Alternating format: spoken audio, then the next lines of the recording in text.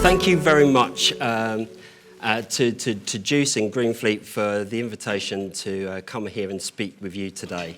What I'm going to be speaking about is where government policy is at the moment and where it's heading and the challenges that it faces in this sector.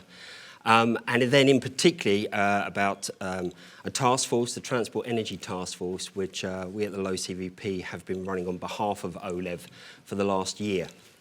So, okay, that's me, Jonathan Murray from the Low Carbon Vehicle Partnership. A quick word about Low CVP. We're set up in 2003, just after the Climate Change Act came into force. Government at that point was looking at how to decarbonise each sector of the UK economy, and road transport was seen as being a very difficult area, an area that needed stakeholder engagement on a continuing basis, and that was best done at arm's reach from government. And so an organisation needed to be set up to conduct that stakeholder engagement, and that's Low CVP, and that's who we are. We have about 200 members who are the most active in their field, looking to sign up to and deliver the mission of accelerating the shift to low carbon vehicles and fuels, and to help UK PLC benefit from that shift. So, and that's where we've provided policy guidance to government, and that's the role of Low CVP, is to identify where the barriers are, propose solutions, make those proposals to government. They can take them forward through legislation, regulation, fiscal incentives. But equally, it can be to industry to take forward as industrial initiatives. We then step back from that deployment, but look at the results and hopefully then learn from those, and it becomes a virtual circle of improvement. So that's the role of the Low CVP. That's the advert over. Where are we? The whole driver behind today's conference and the move to electrification is climate change. And let's bear that in mind. The UK has been doing quite well in terms of its targets, in terms of its reduction in greenhouse gas emissions, down over 40% compared to our 1990 levels. However, that improvement varies across the sectors. And one of the things we've got to be aware of is that now transport, in particular road transport, surface transport, is now the highest emitting sector in the economy. And so the focus is very much on us now. We've also seen changes. This is a rapidly changing policy area. We have now seen in this year, one of the last things that the Theresa May government did was amend the Climate Change Act to introduce net zero, so effectively committing the UK with legally binding objectives to achieve zero emissions for the economy by 2050. And at the moment, we need to figure out how that plays out across the different sectors. Now, government has been doing a lot, and I'm speaking here on behalf of government, because obviously we're in a position now where PERDA exists and government's not allowed to come out and talk to you directly, whether it's officials or ministers. But there's been a lot of activity in this space, a lot of strategies and a lot of proposals put forward as to how this should be delivered. And they go from the industrial strategy and looking for the benefits to the UK economy out of this, to the Road to Zero, published last year, which was a strategy for delivering the emission benefits and electrification in particular, zero emissions for road transport. And that runs right the way through to the Clean Growth Strategy. A very consistent set of strategies and policies. However, they need to keep up with what is now a very fast-moving target. And after the presentation we had this morning about the achievements of Norway, I feel a bit embarrassed putting this slide up showing sort of a UK market share for BEVs and PEVs. But we have been making some progress, steady progress. But in terms of the trajectory that was originally put out there from the Clean Growth Strategy, we have had a demanding hill to climb. But that hill is getting steeper.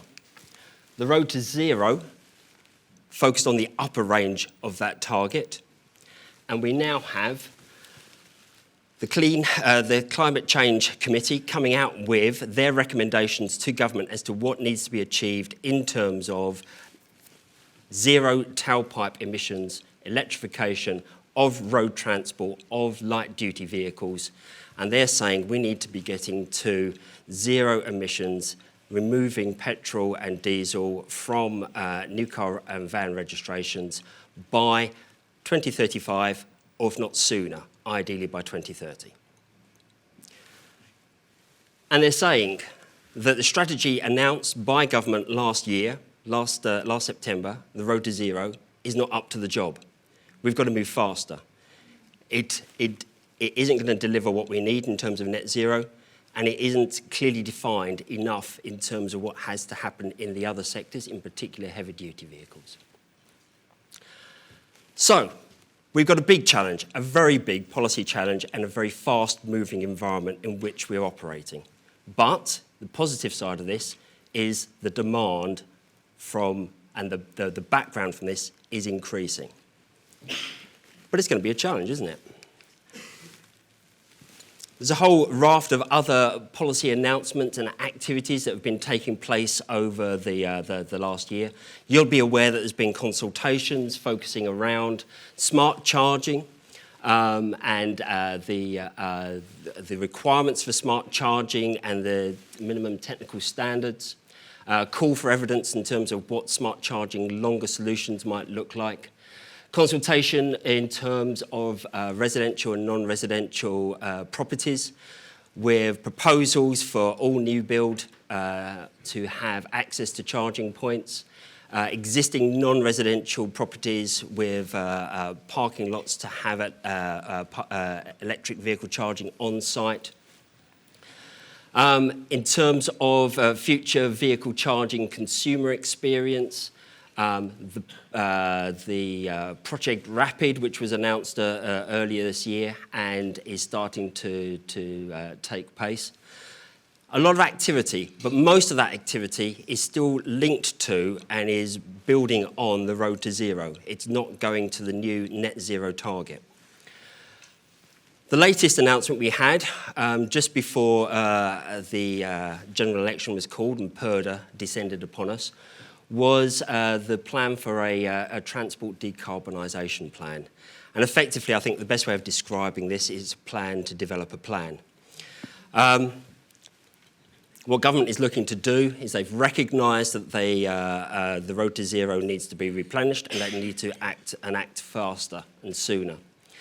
And what we understand is that they will be looking over the next 12 months to put together an action plan that will deliver upon the recommendations that will come from the Climate Change Committee to up their game and come up with practical actions, a plan of actions that will deliver the targets that are being talked about by the CCC in terms of delivering net zero. And so this will be a plan of action that I understand will deliver against a target in the early 2030s and not the 2040s and 2050s. So that brings me on, that's kind of the broad policy background, and that brings me on now to talk about the role of the Electric Vehicle Energy Task Force and how we fit into this space. We've been, Low Carbon Vehicle Partnership, we've been working with stakeholders for a long time from different sectors and bringing those together. And one of the things that we identified a few years ago was that in terms of the electric community, if you like, the broader electric community, the energy sector, electricity sector, the automotive sector, the charge point manufacturers had yet to really engage in a positive way with government in a holistic way to make some recommendations around policy development, which is the role of low CVP, is to help that policy development. We discussed this with OLEV, and we were invited by ministers to form the Electric Vehicle Energy Task Force with the objective of saying how do we ensure specifically that the electricity grid is ready for the mass uptake of EVs. We were originally given a target of ensuring that that trajectory was at least compatible with the highest trajectory of the Road to Zero. So that was 70% of light-duty vehicles by the 2030s. But we took at an early stage a view to saying, well, okay, we need to be saying, okay, what do we need to ensure that by the time we get to the 2030s, we have got the right things in place to cope with the mass market for EVs, essentially being able to cope with all light-duty vehicles being zero-emission vehicles from the 2030s onwards. And so, the recommendations that we're coming forward with are in relationship to that. Now, one of the key things here is about, and it's already been touched upon this morning, is about ensuring that the electricity network can deliver that energy to the charge point when a consumer, when an EV driver needs it, and where they need it as well. And I think it's recognised that we're going to have a whole range of different charging solutions, from off-street residential, on-street residential, en route, destination, rapid, fast charging hubs. And also we're starting to look at, for the commercial fleets, depot-based solutions and solutions for regular point-and-spoke distribution for heavy-duty vehicles as well. And so this was all within the remit of the task force. As part of this, there could be huge, and I mean huge, reinforcement costs for the network of the order of £6 and above billion to reinforce the grid to cope with the mass uptake of EVs. Who's going to bear that cost? Is it going to be you and I, the electricity bill payer, as it being socialised through our electricity bills? Is it going to be provided through is it going to be EV drivers, the people using EVs? How's that going to be borne out? What's quite clear is that if we are going to do this and we're going to use our assets in an efficient way, we need to engage with the EV driver. And so in terms of the heart of what's been at the focus for the Electric Vehicle Energy Task Force, was in terms of our recommendations, it's got to have the EV driver, whether they are a user chooser, whether they're a private individual, whether they are a fleet, it's got to have them at the focal point in delivering benefits to them. We also recognise that to avoid some of these reinforcement costs, we've got to be smart. And so we're talking about, a large part of what we had been talking about is smart charging, the role of smart charging. How do we deliver smart charging? And we're quite clear that the energy system, the infrastructure providers, the EV manufacturers are going to have to adapt and are going to have to be looking at a very different place going forward. And that has been, to an extent, a difficult conversation. We started off just trying to come to terms with a common vocabulary and also way of looking at things. The automotive industry is very much enrolled with roadmaps, how there are trajectories of technology roadmaps to deliver zero emissions by 2050. In the energy sector, you have future energy scenarios developed by National Grid looking at, okay, different scenarios and how we're going to play in that role. So we've got to bring those communities together to actually talk about how do we identify how these proposals are going to roll out together. And we're going to be delivering recommendations to government and industry. One of the banes that we've had throughout this process is who on earth that government is going to be that we're going to deliver the recommendations to, because of the two ministers that we appointed us and asked us to set this up. We've managed to lose both of them. A bit careless, but there we are. And who is the government that we're going to deliver? We originally had a target date of delivering our recommendations by the 31st of October this year. It turns out something else was going to be happening then. And then we thought, well, OK, let's postpone it a bit because there might be a general election. So we chose the 10th of December, which was a bit of a bad choice as well. So we're thinking that we're going to be delivering our recommendations in the new year now. But what I'd like to do is to sort of give you a flavour of what those recommendations are. This is a group of logos of some of the organisations that were involved. It is not comprehensive, and if you dedicated time and effort to participating in the task force, and your logo's not up there, I apologise. We had over 90 organisations playing an active role in inputting to this, from work packages, 4 main work packages that we had running throughout the year, workshops, and responding to consultations and drafts. In terms of the task force, the principles, I'll just talk a little bit about the structure because we had 4 main themes that ran through this whole thing. First one was about bringing those communities together and ensuring that we are talking in terms of investment planning and deployment, that there is a continuity there. And that was our work package 1, which was about strategic direction. Work package 2 was very much focused on the EV driver and ensuring that we're delivering benefits that will allow the user to benefit from the proposals that we're making. Work package 3 was about the technical stuff. Really, it was about standards, it's about cybersecurity, it's about information protocols, it's the really techie stuff. And then work package 4, if you're going to be smart and make smart decisions, you need data. And so work package 4 was about the data. How do we get the data we need, and how do we share that, and what form it's in, and what do we need to do that? But in terms of making our proposals, the principles that we followed was to ensure that we were trying to get the best outcome for the consumer. It's very easy to drop back into an energy sector view of the world. We've got to keep the lights on, and it's all about security, and it's a pipeline that comes from the generator down to the socket. The automotive industry has a different perspective. Bit more consumer focused, but it's about technical standards and the cost of producing these vehicles and working in a global economy. So we were very clear that we had to have the consumer and the best consumer outcomes at the focus all the time. Ensuring the energy system is not a blocker to EV uptake. Make EVs part of the energy system to minimise system costs. And so we're talking about, it's not about optimising the energy system down to the meter. We've got to include the EV as part of that energy system and the way that we're thinking. So it's a systemic approach.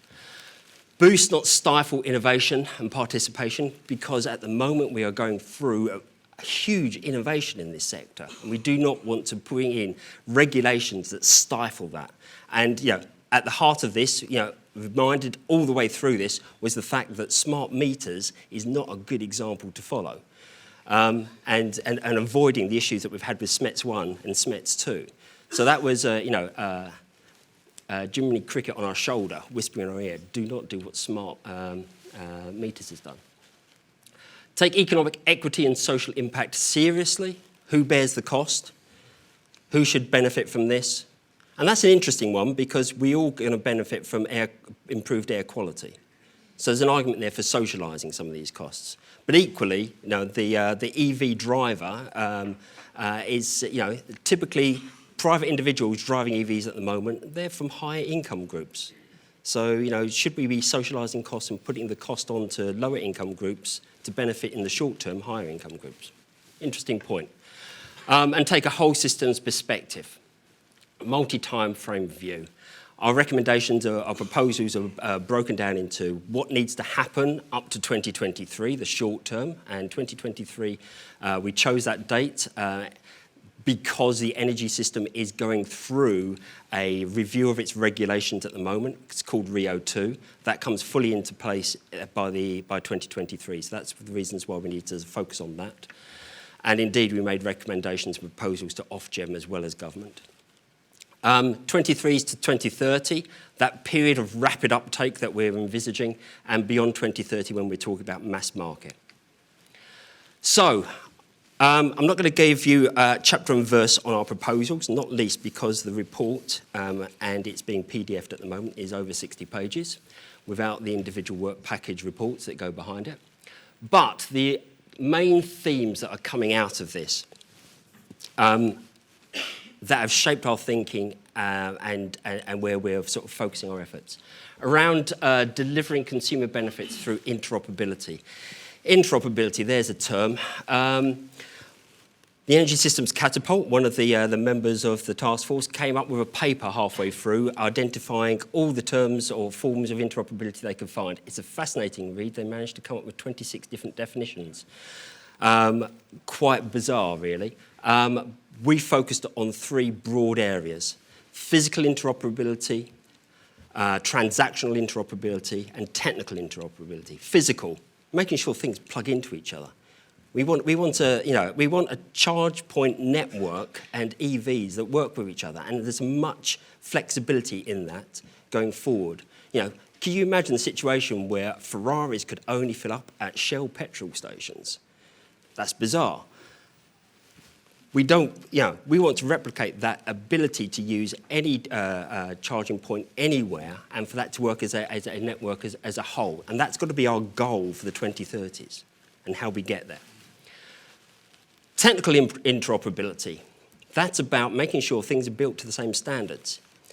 We've got technology coming from different areas. We want to ensure that, and we're in a fast-moving area where technical standards haven't yet been fully developed. So we've got to keep our eye on international technical standards and how they develop to ensure that we're not inventing something specific for the UK. We need to keep our eye on global standards, but ensure that they are broadly recognised across the piece, whether we're talking about the EV, whether the charge point or the back office or the signal coming down the DCC line through the smart meter. The transactional is data transactions. What are the comms networks? What are the standards?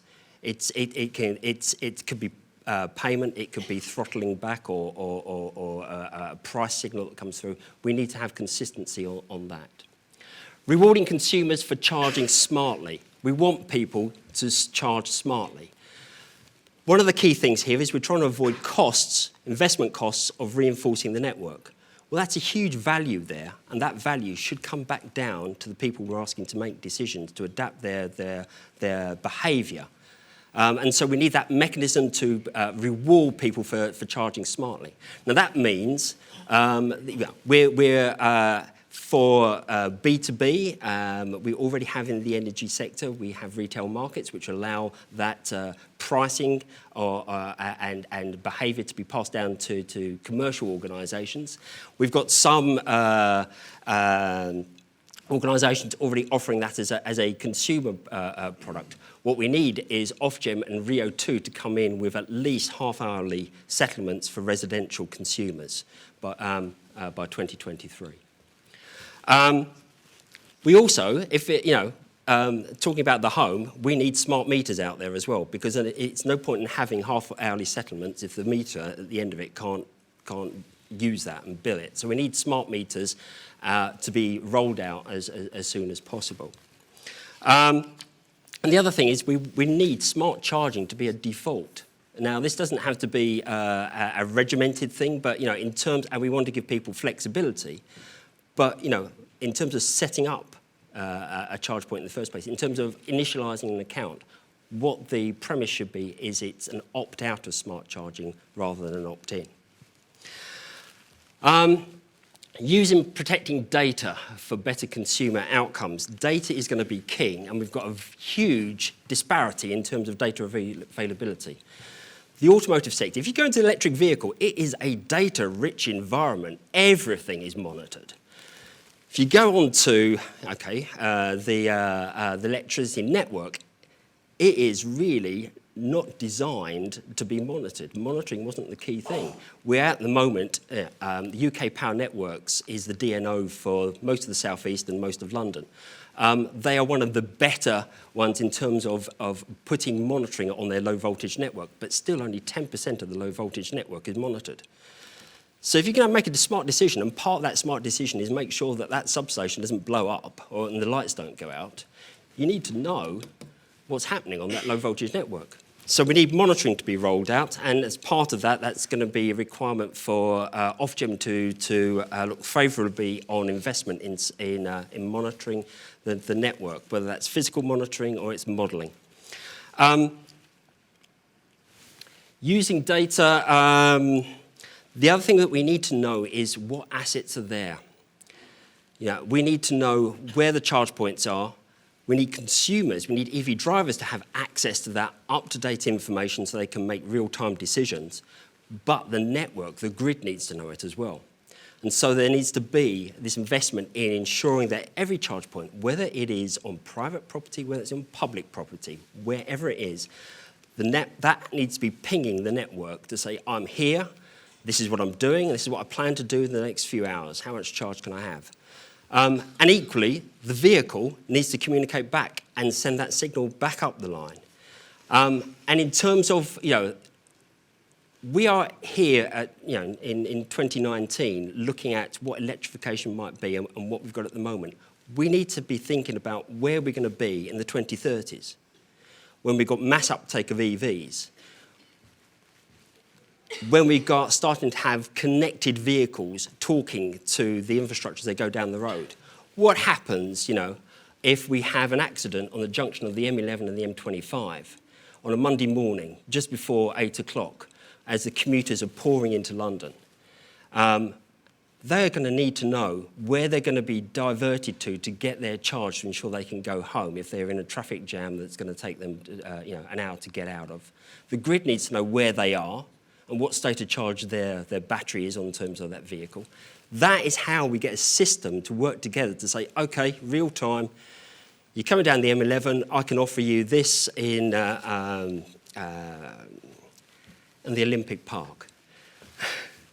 And that's the kind of thing that we've got to start talking about now. How do we make sure that data is being transferred and how do we make sure that that's becoming available? Along with that is a whole issue about access to data and data security, cyber security, and ensuring that this network is protected to the highest standards. Winning consumers' trust and confidence.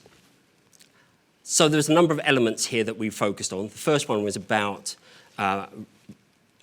promoting smart charging. We've got campaigns at the moment for Go Ultra Low is promoting the use of electric vehicles and it's been opened up to charge point operators. We need that. We've also got Smart GB promoting smart meters. We need to start, government will need to start, industry will need to start promoting smart charging as well.